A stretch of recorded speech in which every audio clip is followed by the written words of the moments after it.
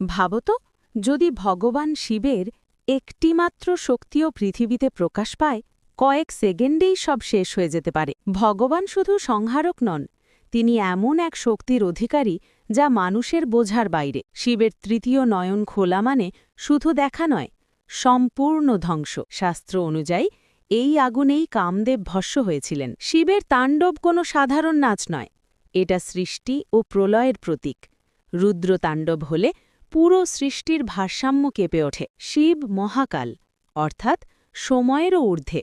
যেখানে মানুষ সময়ের মধ্যে বন্দী, শিব সময়কেই নিয়ন্ত্রণ করেন। সমুদ্র মন্থনের সময় বেরোনো বিষ পুরো বিশ্ব ধ্বংস করতে পারত, কিন্তু শিব তা নিজের কণ্ঠে ধারণ করেন, হয়ে ওঠেন নীলকণ্ঠ। যখন শিব রুদ্র রূপ ধারণ করেন, তাঁর ক্রোধের সামনে কেউ টিকে থাকতে পারে না।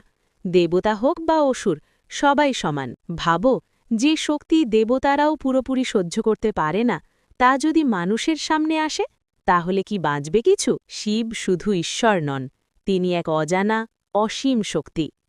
এই ধরনের তথ্য জানার জন্য চ্যানেলটিকে সাবস্ক্রাইব করুন।